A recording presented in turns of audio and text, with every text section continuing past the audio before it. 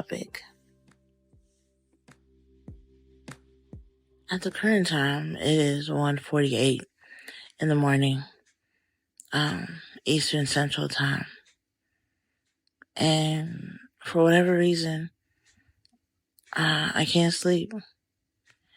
I mean, to be honest, it's not like I'm trying to sleep. I'm just up. I'm just awake. My mind is just thinking. I have thoughts. They're moving. And so I decided to jump on here and talk about exactly what's on my mind. And this is a season for me of complete surrender. Now, if you haven't picked up on my other podcasts or this is your first experience, then just understand that I am Christian. That is my basis. God is my master. And I surrender my life to him. I surrendered my life, I believe it was like March 8th, 2014. There's an episode called The Trade of My Life, and or I Traded My Life. You should go listen to that episode.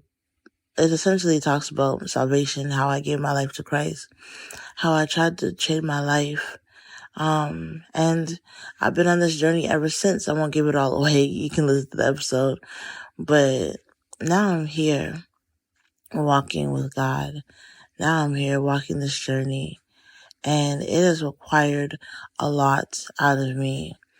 Now I've gained a lot, but it's also required a lot. I've grown, which is beautiful, but they don't always tell you the truth. When you get saved, sometimes they make it seem like it's going to be butterflies and rainbows and life is going to be so perfect.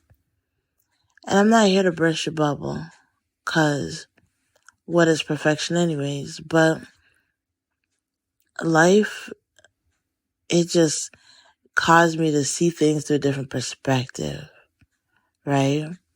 I don't know how y'all were raised. If you were raised in a family that had like standards of like, do this, do that,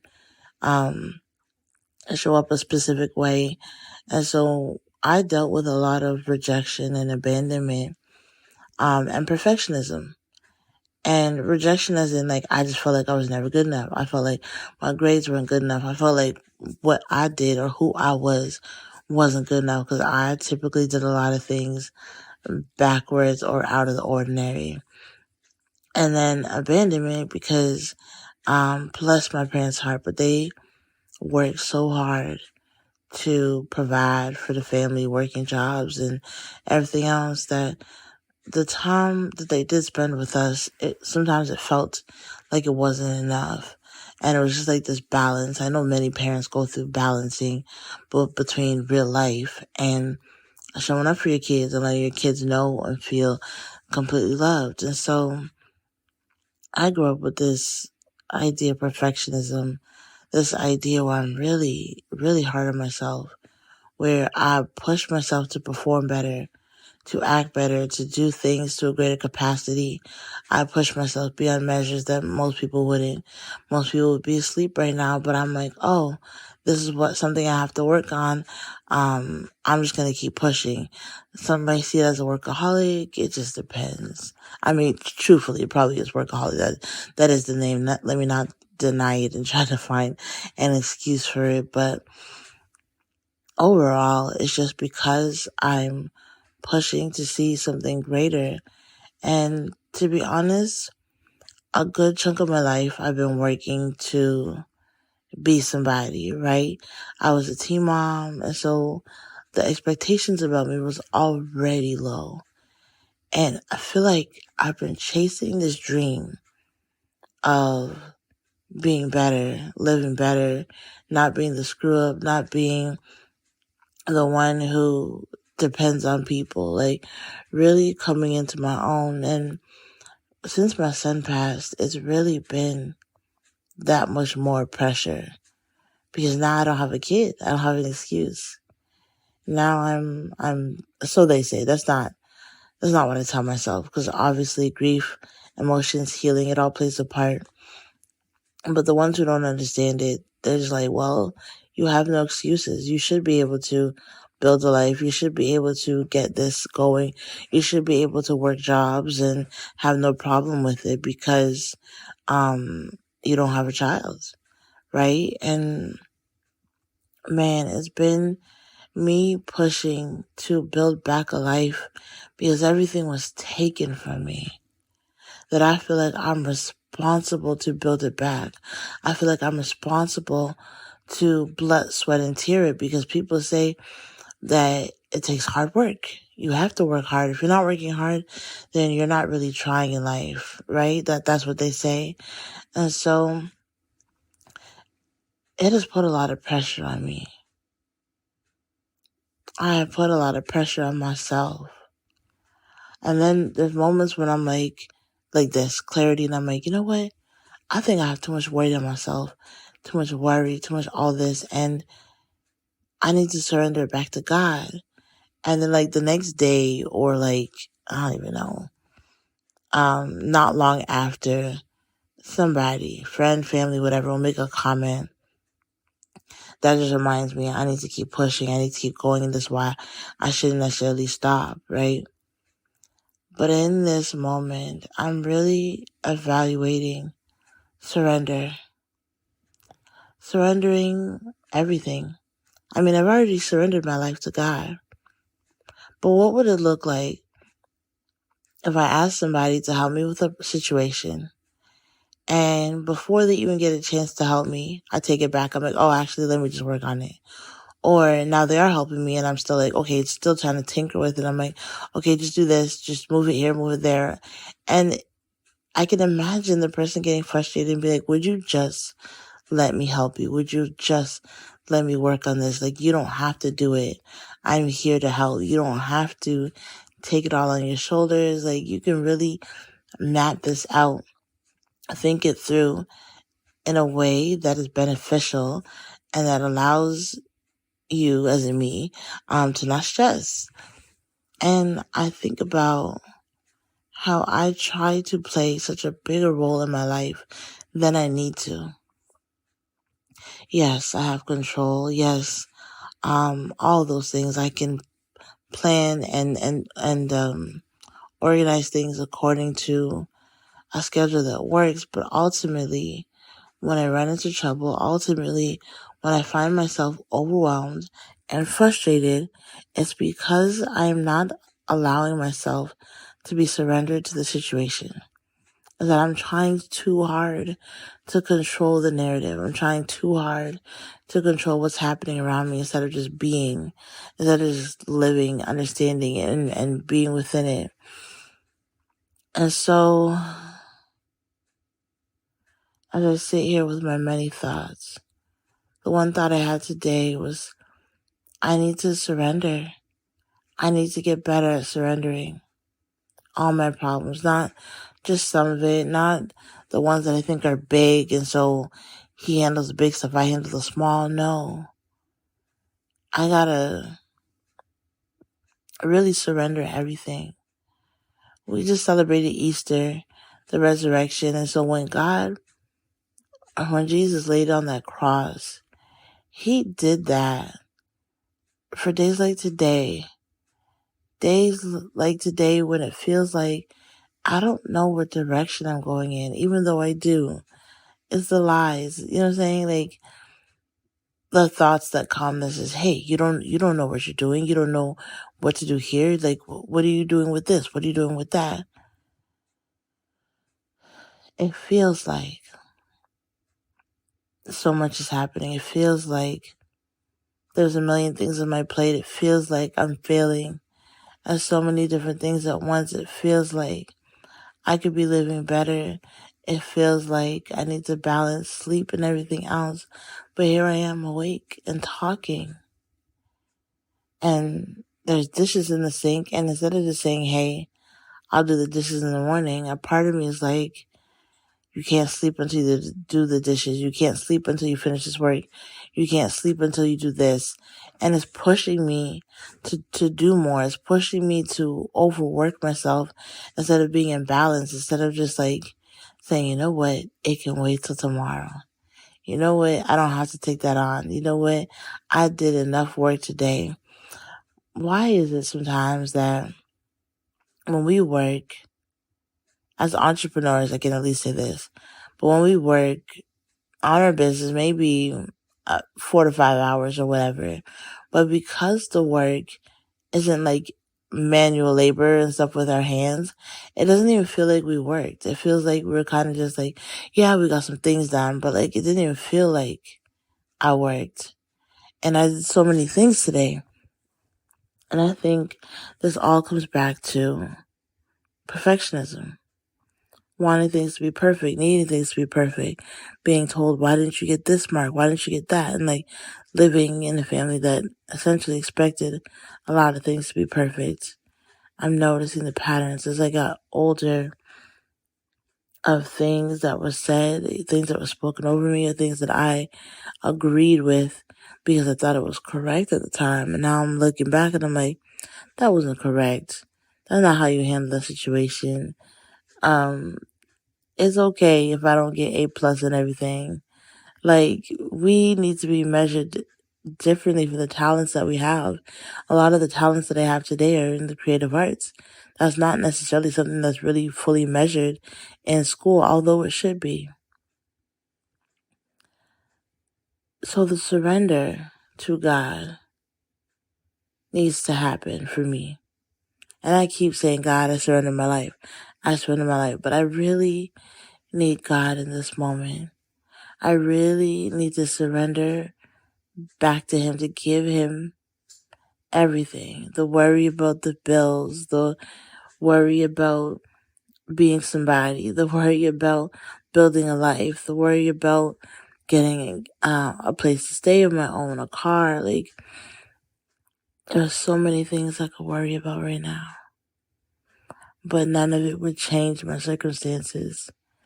None of it would all of a sudden then make me happy. Like, if anything, it's more stressful to worry than it is to accept where life is. I accept that I'm in a building phase. I accept that where I'm at, it might be or feel a little bit more isolated, feel a little bit more lonely. It might feel like I have to make all the decisions or I have to be in control. But the truth is, I don't have to be in control of everything. I really can release it to God because that's what faith is. Faith is the evidence of things not seen. If I could see it, it wouldn't be faith. And so when we're surrendering our lives to God, it takes a lot of trust. It takes a lot of faith. It takes a lot of development. It takes a lot of wanting. It takes a lot of pushing. It takes a lot of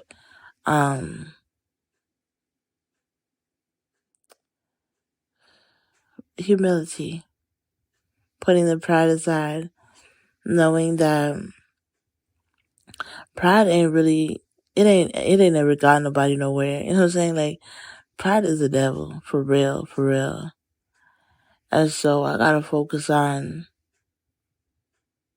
staying well balanced, making sure I sleep, making sure I do not overwhelm myself, making sure that I'm not being a workaholic, making sure that I'm not overly trying to perfect everything, making sure that I'm not trying to take control of everything, but I'm literally handing my life back to God and saying, here, you know better. And when I hand you this life, God, I'm not going to take it back. I'm not going to try and tinker with it. I'm not going to try and tweak this or tweak that. I'm really going to give it to you and believe for the best. Walking with God has been a beautiful journey from the beginning. I've watched Him move many miracles in my life. I watched Him heal people. But what I love the most is the closeness. A lot of people speak about feeling empty and lonely. And even in my lowest moments when I have God, everything feels like it's going to be okay. And that's truly why I love being a follower of Christ. That's truly why I'm so grateful that I gave my life to God, because it's afforded me a life that, as much as I said in the beginning, it has its challenges. But when you have peace, you have peace. When you know that peace supersedes all understanding, when you know that peace allows you to walk through the biggest of storms, but to come out untouched, it is such an amazing feeling not to be by yourself, to be connected to the one who gave me life or gave you life. It's just about making sure that he knows that my hands are off. He knows that I'm fully surrendered, because, like I said, I have a tendency to give it and then try to tinker with it. But I don't need to do all that. I really could just release it. I really could just enjoy the life that I have. Yes, I am building towards something better, but it doesn't have to be a rush. I don't have to rush to take up whatever I see. I want to do this right. I want to do it God's way. I want to ensure that as I'm living and leaving this world, that I'm not doing anything outside of God's will. I'm not doing anything that's going to make my life harder. I really need my life to be a life of peace. And like I said, peace is in the midst of a storm. I'm still confident that God is still God and he is still able. That when I ask something confidently from God, he supplies it. I don't have to beg. I don't have to ask multiple times. I can just believe on the first time that he's going to do what he said he does, because he is not a man that he should lie. It's so interesting, this life we live, that we are mostly spiritual beings, but this body that we're in, we do so much to push it forward.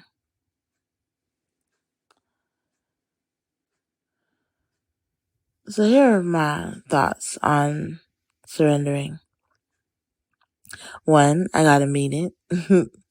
I actually have to be done trying to meddle in it myself. 2, I can't dig it back up. I have to release it and leave it.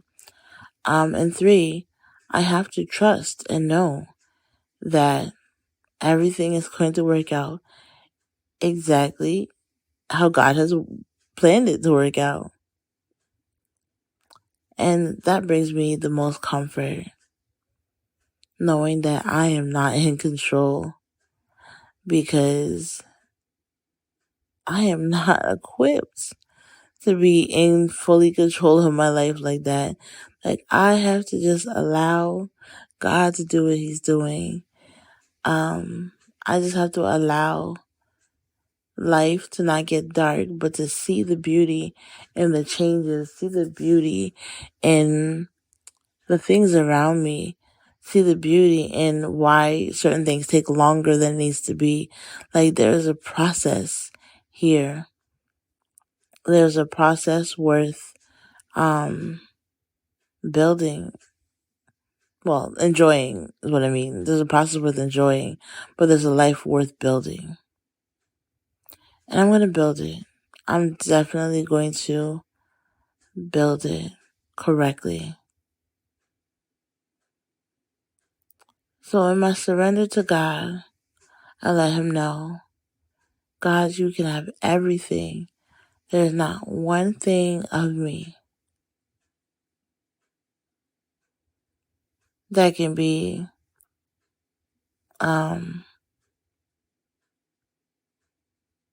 changed without proper decision making, without properly looking at the situation and saying, okay, this needs to adjust, this needs to fix up. And at the same time, I am going to be more delicate to myself. I'm going to remind myself that I do not have to get straight A's, that I can be the kid who thinks outside the box. I can be the kid who doesn't get caught up with all these little nonsensical things and focus on moving forward, focus on building the things and the platforms that God has given me. And so surrender looks different for every single person. Some people have to surrender opinions, ideas, surrender negativity. Some people have to break off pride. Like there's just different ways that surrender can be for a person. But for me, surrender gives me hope that there is a brighter future ahead. So surrender your life. If you don't know who Jesus Christ is, let me tell you about a man who came down from heaven, who was the greatest, most refreshing conversations and just protection and provision that you could ever have. Like being in the presence of God is so much peace. He provides stability like no other. And all you gotta do is surrender. All you gotta do is say, God, I'm so sorry. Forgive me of all my sins. I plan to live for you. I want to surrender it all to you. That's what it is. It's all about the surrender. It's all about knowing that God has better, greater, and that He will come through. In every single thing we do, we give God the glory, the praise, and the honor. That life could be worse, but I'm glad that it's a whole lot better.